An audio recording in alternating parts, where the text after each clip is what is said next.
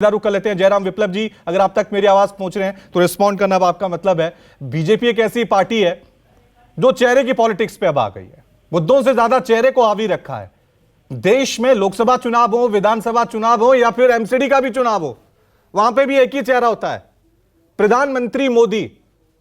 MCD के चुनाव में भी आप प्रधानमंत्री मोदी के नाम पे चुनाव लड़ते हैं, लेकिन इंडिया अलायंस ने साफ कर दिया है कि हम चेहरे की इस पॉलिटिक्स का जवाब मुद्दों से देंगे। आपका रिएक्शन?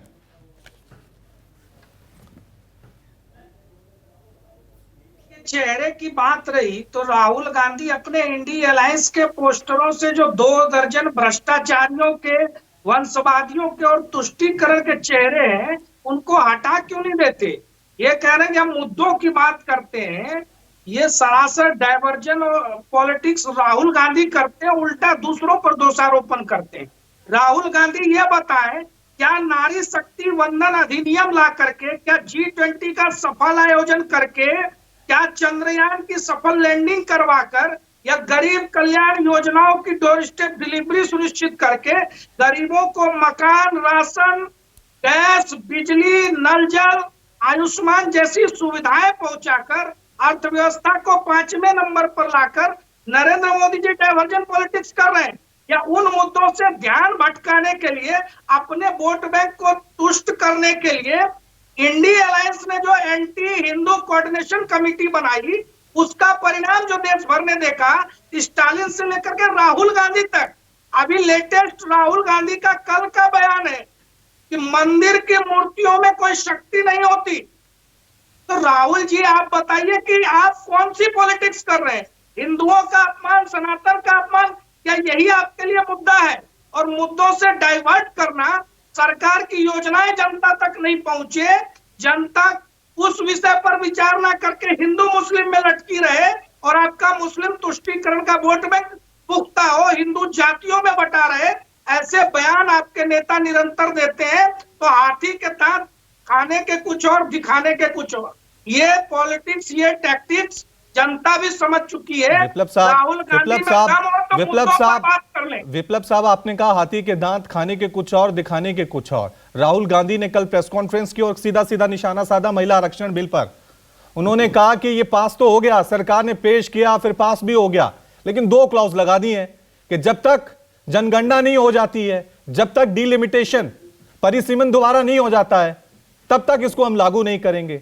यानी आपने ये मुद्दा तो बनाया और जनता को ये दिखा भी दिया कि महिला आरक्षण बिल देखिए हमने लाया और पेश कर दिया, लेकिन जब देश में 2024 लोकसभा चुनाव होंगे तो ये लागू तो नहीं होगा ना। फिर ये दिखाना और ये करना, ये क्या कहें से? राहुल गांधी को भी सुधार की आवश्यकता है और आपको भी सुधार की आवश्यकता है। ये पेश नहीं हुआ, पारित हो चुका है। अरे पेश किया गया, मैंने कहा पास हो गया सर, मैंने कहा पेश हुआ, उसके बाद पेश किया आपने और आपने पास भी करा दिया। रवि जी सुनिए, राहुल गांधी को बेसिक्स ठीक करने की आवश्यकता है। राहुल गांधी कल पूरे दिन और सदन में भी और पूरे प्रेस कॉन्फ्रेंस में उन्होंने कई बार ओबीसी शब्द का इस्तेमाल किया, और उनके निशाने पर था कि ओबीसी के वर्ग से सचिव क्यों नहीं है भारत सरकार में। राहुल गांधी का बेसिक्स ही क्लियर नहीं है। अभी जो भारत सरकार में सचिव है वो 1990 से पहले 87, 88, 89 बैच के लोग हैं। और आरक्षण मंडल कमीशन कब आया, तब आरक्षण लागू हुआ। तो राहुल गांधी को बेसिक सभी समझने की जरूरत है। लिखा पढ़ा हुआ स्क्रिप्ट आकर बोल देने से देश के समस्याओं को ना तो वो समझ पाएंगे, ना उसका समाधान ढूंढ पाएंगे। आज प्रश्न ये है कि 10 वर्षों तक यूपीए की सरकार रही ना, जिसकी रिमोट इन्हीं राहुल गांधी जी के ऊपर थी, जो अध्यादेश फाड़ दिया करते थे, तो उस समय क्यों नहीं बिल लेकर आ गए थे? उस समय क्यों नहीं अपने सरकार में ओबीसी के अधिक से अधिक मंत्रियों को स्थान दिया? क्यों आज मोदी सरकार में 29 मंत्री हैं ओबीसी के? क्यों आज मोदी सरकार में सर्वाधिक SC ST की भागीदारी है? क्यों आज मोदी सरकार में 29% सांसद हमारे भारतीय जनता पार्टी के चुनकर आए हैं ओबीसी समाज से? क्यों हमारे विप्लव सवाल ये भी पूछा जा सकता है, सवाल ये भी पूछा जा सकता है कि देश की जनगणना जो सेंसेक्स 10 से 11 साल में होता है, वो मोदी सरकार कराने में क्यों नाकामयाबी हुई, वो अभी तक क्यों नहीं हो रही है? ये भी तो सवाल आपसे पूछा जा सकता है।